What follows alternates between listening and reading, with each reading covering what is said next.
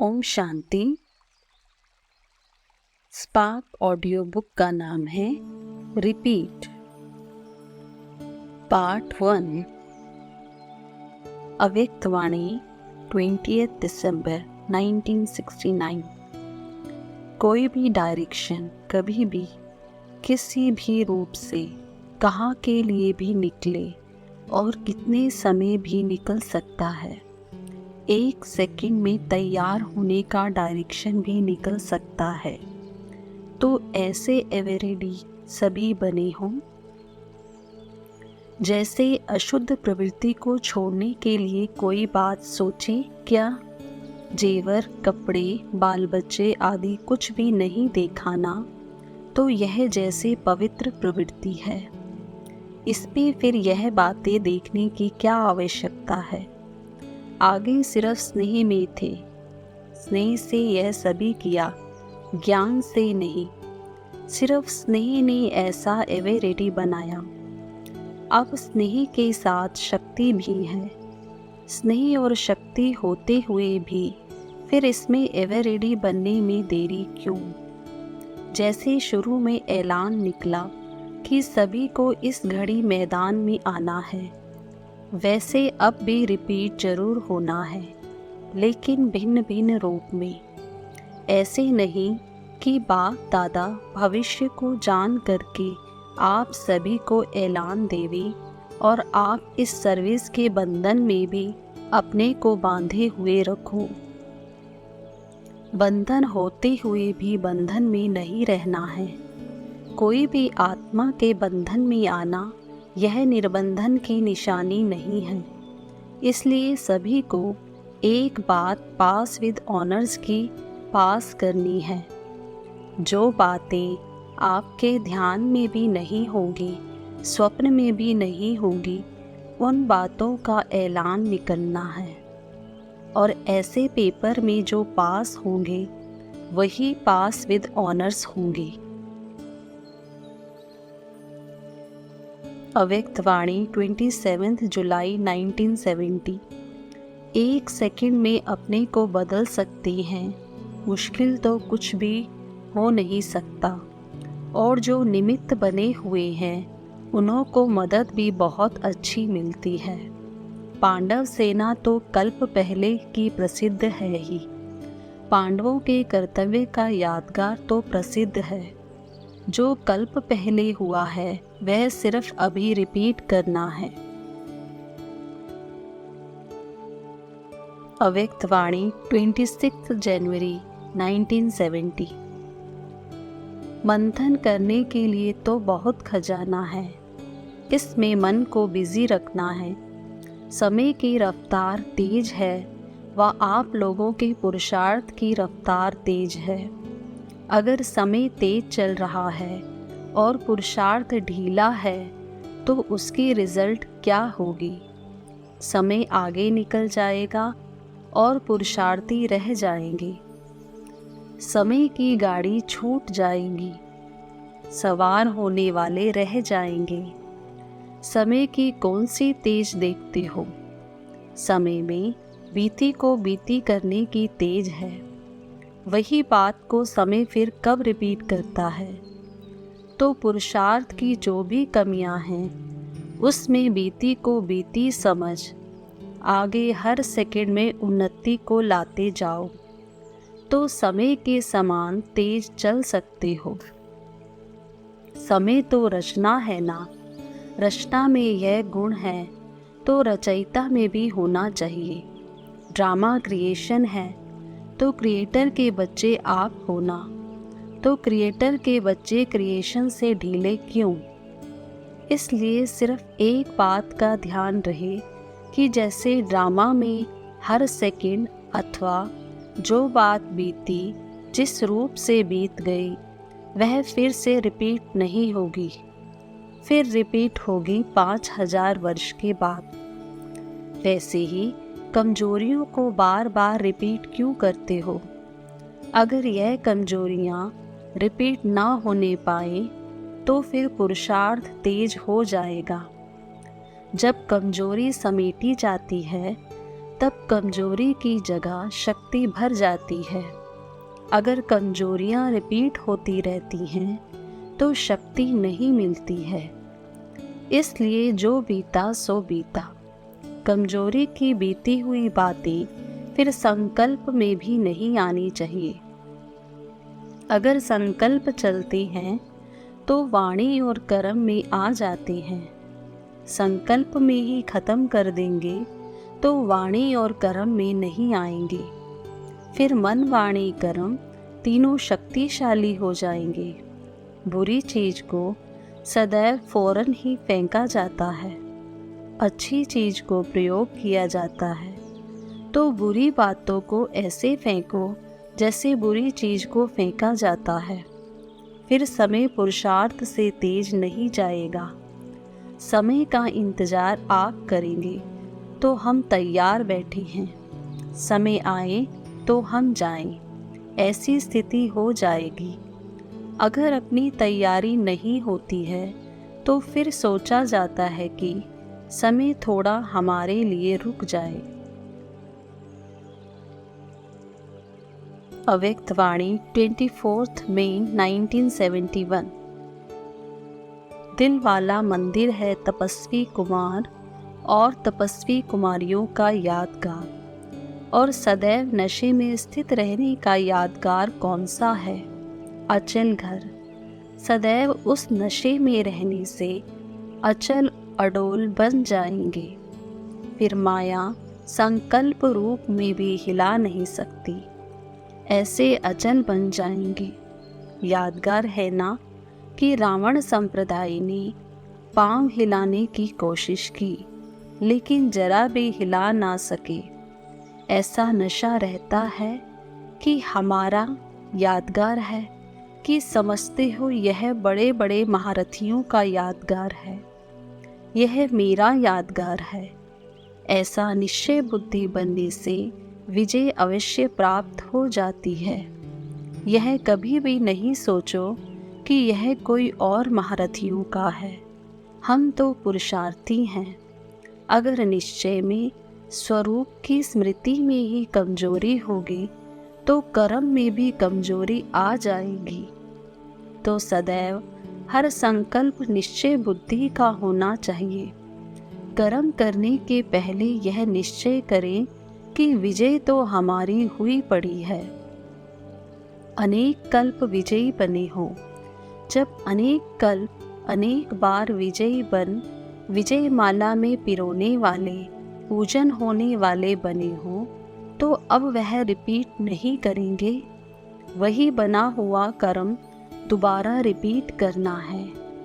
इसलिए कहा जाता है कि बना बनाया। बना हुआ है लेकिन अब फिर से रिपीट कर बना बनाया जो कहावत है उसको पूरा करना है। जब निश्चय हो जाता है कि मैं यह हूँ व यह मुझे करना ही है, मैं कर सकता हूँ, तब यह नशा चढ़ता है।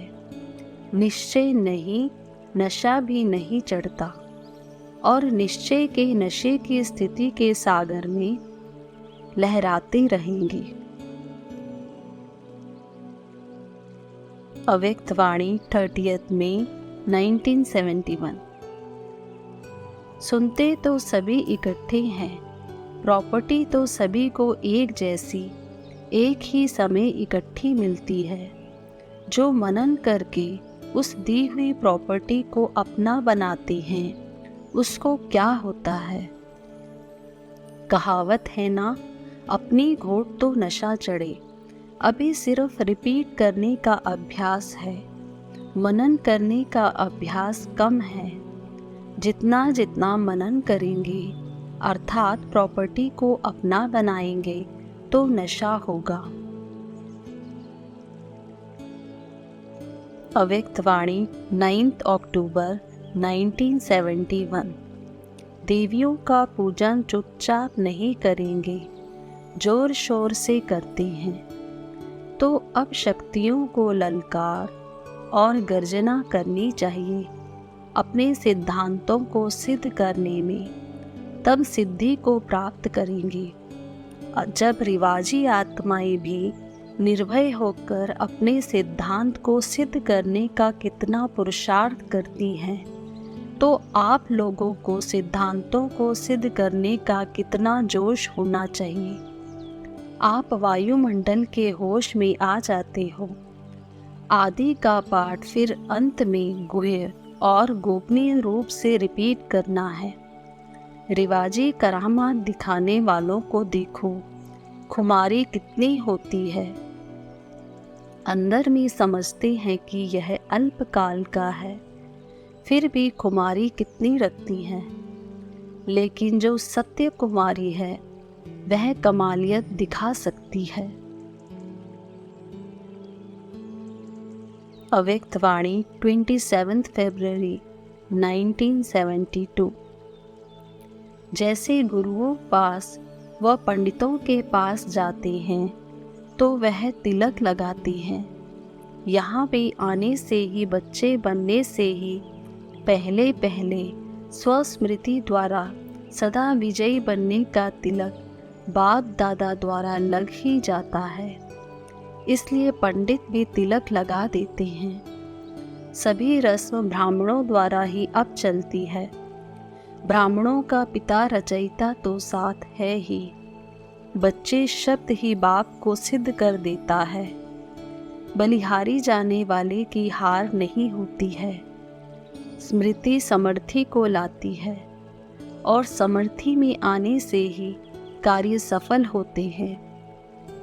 अथवा जो सुनाया खुशी, मस्ती, नशा व निशाना के कारण असमर्थी, तो स्मृति से समर्थी आने कारण निर्बलता है। विस्मृति के कारण असमर्थी, तो स्मृति से समर्थी आने से सभी सिद्धि प्राप्त हो जाती हैं, अर्थात सभी कार्य सिद्ध हो जाती हैं।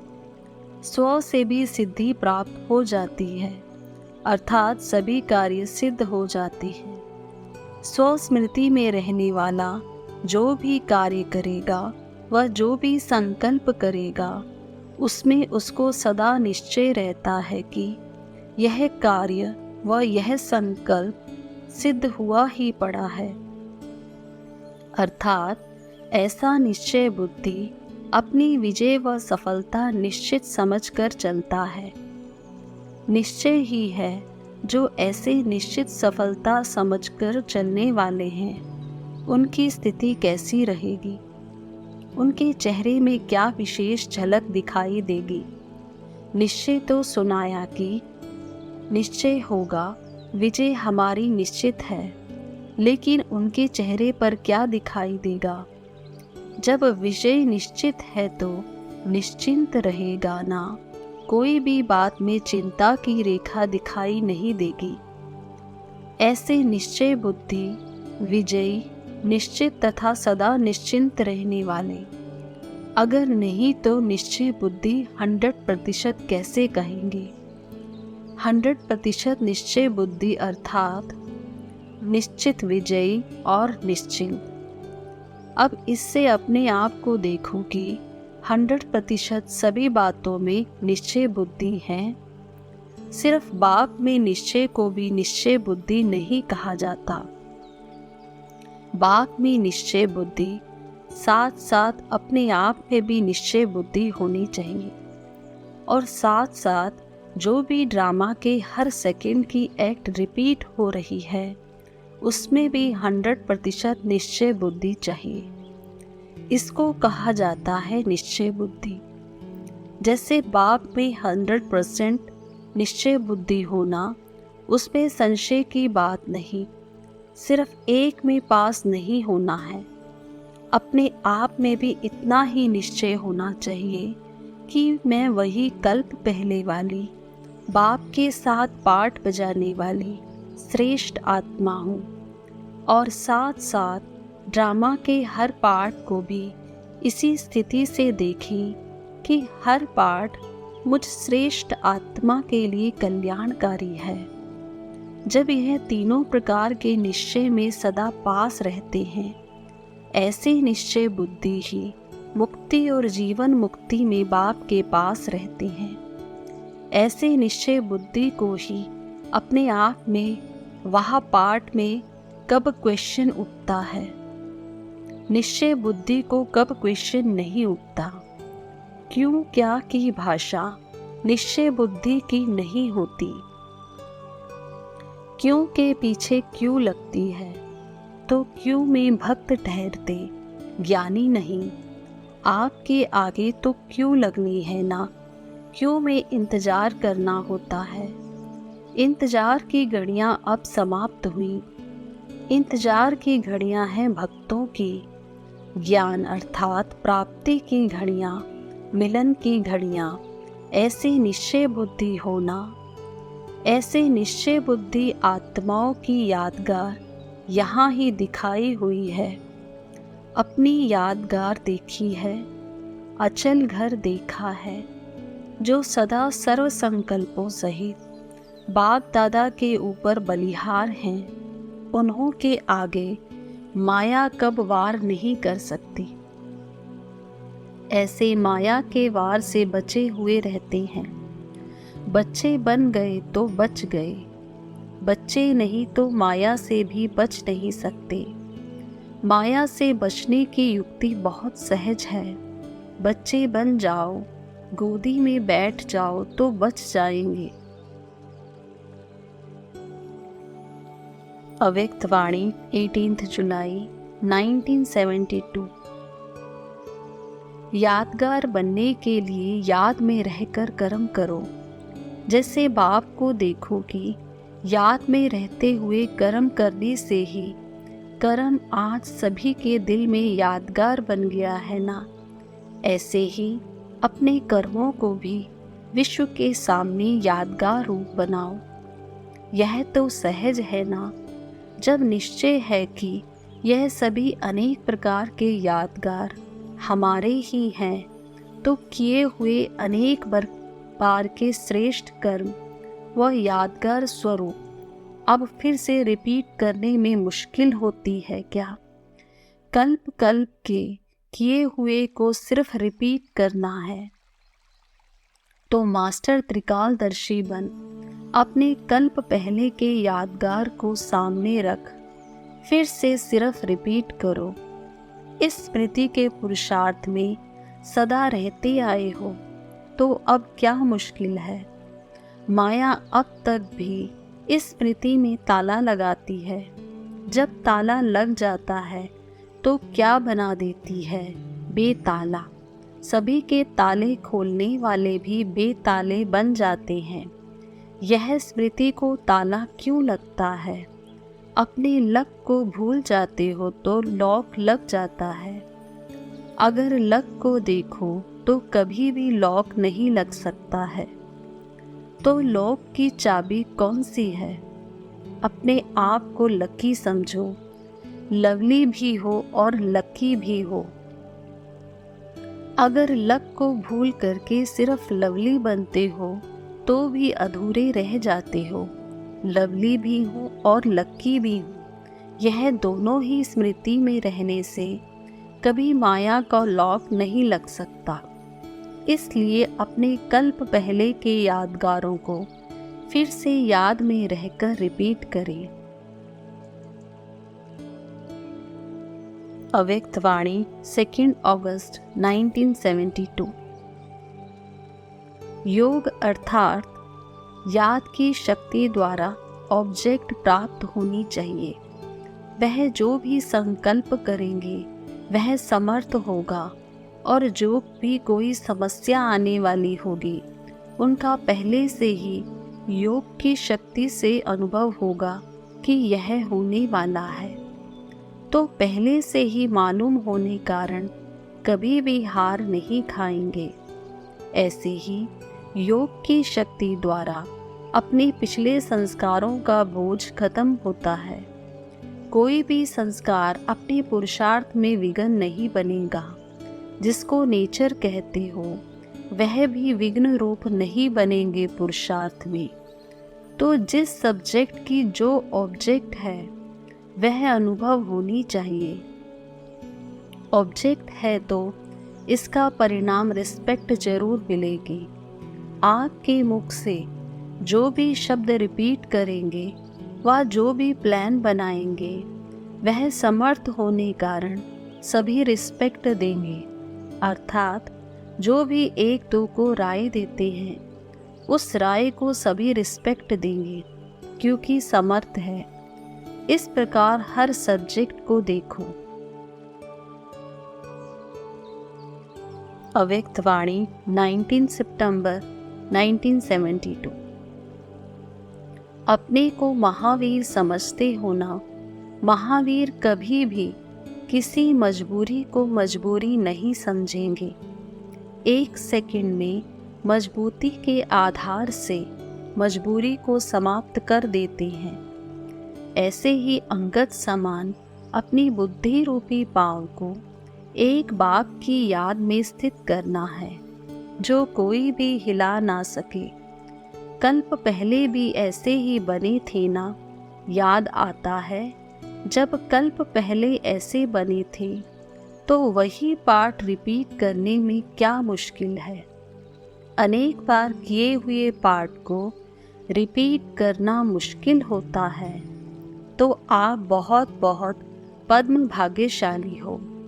इतने सारे विश्व के अंदर बाप को जानने और अपना जन्म सिद्ध अधिकार प्राप्त करने वाले कितने थोड़े हैं, अनगिनत नहीं हैं, गिनती वाले हैं। उन थोड़े जानने वालों में आप होना तो पद्मा पदम भाग्यशाली नहीं हुए। अभी तो दुनिया तो अज्ञान की नींद में सोई है और आप अनेकों में से थोड़ी सी आत्माएं बाप के वर्षे के अधिकारी बन रहे हो। जब वह सभी जाग जावेंगे, कोशिश करेंगे कि हम भी कुछ कड़ा दाना ले आवें, लेकिन क्या होगा, ले सकेंगे? जब लेट हो जावेंगे तो क्या ले पावेंगे? उस समय आप सभी आत्माओं को भी अपने श्रेष्ठ भाग्य प्रत्यक्ष रूप में साक्षात्कार होगा। अभी तो गुप्त है ना, अभी गुप्त रूप में ना बाप को जानते हैं ना आप श्रेष्ठ आत्माओं को जानते हैं, साधारण समझते हैं। लेकिन वह समय दूर नहीं जबकि जागेंगे, तड़पेंगे, रोएंगे, पश्चाताप करेंगे, लेकिन फिर भी पा न सकेंगे। बताओ उस समय आपको अपने ऊपर कितना नाज होगा कि हम तो पहले से ही पहचान कर अधिकारी बन गए हैं। ऐसी खुशी में रहना चाहिए। क्या मिला है, कौन मिला है और फिर क्या क्या होने वाला है, यह सभी जानते हुए सदैव अतीन्द्रिय सुख में झूमते रहना है। 2 अगस्त 1973। योग अर्थात याद की शक्ति द्वारा ऑब्जेक्ट प्राप्त होनी चाहिए।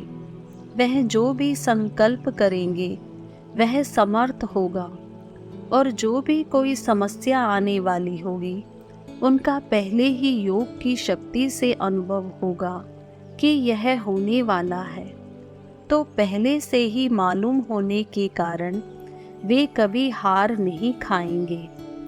ऐसे ही योग की शक्ति द्वारा अपने पिछले संस्कारों का बोझ खत्म होता है। कोई भी संस्कार अपने पुरुषार्थ में विघ्न रूप नहीं बनेगा। जिसको नेचर कहते हो वह भी विघ्न रूप नहीं बनेंगे पुरुषार्थ में। तो जिस सब्जेक्ट को जो ऑब्जेक्ट है वह अनुभव होनी चाहिए। ऑब्जेक्ट है तो इसका परिणाम रिस्पेक्ट जरूर मिलेगी। आप मुख से जो भी शब्द रिपीट करेंगे व जो भी प्लान बनाएंगे वह समर्थ होने के कारण उसे सभी रिस्पेक्ट देंगे। अर्थात जो भी एक दूसरे को राय देते हो उस राय को सभी रिस्पेक्ट देंगे क्योंकि समर्थ है। इस प्रकार हर सब्जेक्ट को देखो। अव्यक्त वाणी 11 जुलाई 1974। दूसरी बात बाप को उल्हना देते हैं। उल्हनों की भी क्यों है ना, किस प्रकार का उल्हना कौन देता है। कोई भी बात का उल्हना तब दिया जाता है जब नॉलेजफुल नहीं है। यह क्यों हुआ? ऐसा नहीं होना चाहिए था। पीछे क्यों आए? साकार में क्यों नहीं मिले? यह सब उलहने है ना। अगर मास्टर नॉलेजफुल की स्टेज पर स्थित हो जाओ, त्रिकालदर्शी की स्थिति में स्थित हो जाओ, तो कोई उलाहना देंगे? क्या उलाहनों से साकार तन के मिलने की प्राप्ति हो सकेगी? जब बीत चुका हुआ पाठ फिर से रिपीट होगा क्या? वह तो फिर 5000 वर्ष बाद रिपीट होगा। तो नॉलेजफुल की स्टेज पर स्थित होने वाला कभी भी किसी प्रकार का उलाहना नहीं देगा। उलाहना अर्थात नॉलेज की कमी और लाइट माइट की कमी। अव्यक्त वाणी 9 फरवरी 1975। दूसरी बात यह स्मृति में रखो कि यह विश्व परिवर्तन का कार्य कितनी बार किया है। अनगिनत बार किया है, यह तो पक्का है ना। बाप के साथ मैं भी अनेक बार निमित्त बना हूँ। जब अनेक बार की हुई बात होती है तो वह मुश्किल लगती है क्या? अति पुरानी बात को सिर्फ निमित्त बन रिपीट कर रही हो। रिपीट करना सहज होता है या मुश्किल? तो यह भी स्मृति में रहना चाहिए। कोई जरा भी मुश्किल का संकल्प आए तो यह हिम्मत की बात याद रखो। फिर से अनेक बार की हुई बात की स्मृति आने से समर्थी आ जाएगी। अव्यक्त वाणी 24 अक्टूबर 1975। जब से ब्राह्मण बने हो तो माया को चैलेंज दी है कि आओ माया, जितना वार करना हो उतना करो। मैं शिव शक्ति हूँ। माया के परवश होना अपनी किसी कमजोरी के कारण होता है। जहाँ कमजोरी है वहाँ माया है। जैसे जहाँ गंदगी है वहाँ मच्छर जरूर पैदा होते हैं, वैसे ही माया भी जहाँ कमजोरी होती है वह वही प्रवेश होती है। तो कमजोर होना अर्थात माया का आवाहन करना। खुद की आवाहन करते और खुद ही डरते तो फिर आवाहन करते ही क्यों हो? यह नशा रखो कि हम हैं ही शिव शक्ति सेना। कल्प पहले भी माया पर विजयी बनी थी, अब भी वही पाठ फिर रिपीट कर रही हूँ। कितनी ही बार के विजयी हो, जो अनेक बार का विजयी है वह कितना निर्भय होगा? क्या वह डरेंगे? अव्यक्त वाणी 7 फरवरी 1976। महारथियों के महान स्थिति की विशेष निशानी जिससे स्पष्ट हो जाए कि यह महारथीपन का पुरुषार्थ है, वह क्या होगी? एक तो महान पुरुषार्थी अर्थात महारथी जो भी दृश्य देखेंगे वह समझेंगे ड्रामा प्लान अनुसार अनेक बार का अब फिर से रिपीट हो रहा है। वह नथिंग न्यू लगेगा। कोई नई बात अनुभव नहीं होगी जिसमें क्यों और क्या का क्वेश्चन उठे। और दूसरा ऐसे अनुभव होगा जैसे प्रैक्टिकल में स्मृति स्वरूप में अनेक बार देखी हुई सीन अब सिर्फ निमित्त मात्र रिपीट कर रही हैं। कोई नई बात नहीं कर रहे हैं लेकिन रिपीट कर रहे हैं। स्मृति लानी नहीं पड़ेगी। कल्प पहले जो हुआ था वही अब हो रहा है, लेकिन जैसे एक सेकंड की बीती हुई बात बहुत स्पष्ट रूप से स्मृति में रहती है, वैसे वह कल्प पहले की बीती हुई सीन ऐसे ही स्मृति में होगी जैसे कि एक सेकंड पहले हुई सीन स्मृति में रहती है। क्योंकि एक साक्षीपन, दूसरा त्रिकालदर्शी, यह दोनों स्टेज महारथियों की होने के कारण कल्प पहले की स्मृति बिल्कुल फ्रेश व ताजी रहेगी।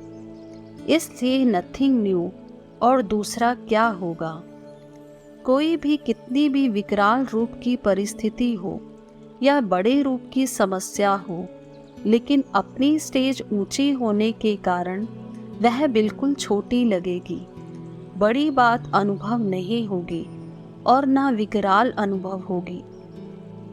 जैसे ऊंची पहाड़ी पर खड़े होकर नीचे की कोई भी चीज को देखो तो बड़ी चीज भी छोटी नजर आती है ना। बड़े से बड़ा कारखाना भी एक मॉडल रूप सा दिखाई पड़ता है। इसी रीति महारथी के महान पुरुषार्थ के सामने उसे कोई भी बड़ी बात बड़ी अनुभव नहीं होगी। तो महावीर अर्थात महारथी के महान पुरुषार्थ की यह दो निशानियां हैं, जिसको दूसरे शब्दों में कहा जाता सूली कांटा अनुभव होगी। ऐसे महावीर के मुख से जो होने वाली रिजल्ट होगी, अर्थात जो होनी होगी, सदैव वही शब्द मुख से निकलेंगे जो भावी बनी हुई होगी। इसको ही सिद्धि स्वरूप कहा जाता है। जो बोल निकलेगा, जो कर्म होगा, वह सिद्ध होने वाले होंगे, व्यर्थ नहीं होंगे। महारथी की निशानी है, विकर्मों का खाता तो समाप्त होता ही है, लेकिन व्यर्थ का खाता भी समाप्त। मास्टर सर्वशक्तिवान है ना, तो मास्टर सर्वशक्तिवान की स्टेज का प्रैक्टिकल स्वरूप विकर्मों के खाते के साथ साथ व्यर्थ का खाता भी समाप्त होगा। यह है महारथियों के पुरुषार्थ की निशानी।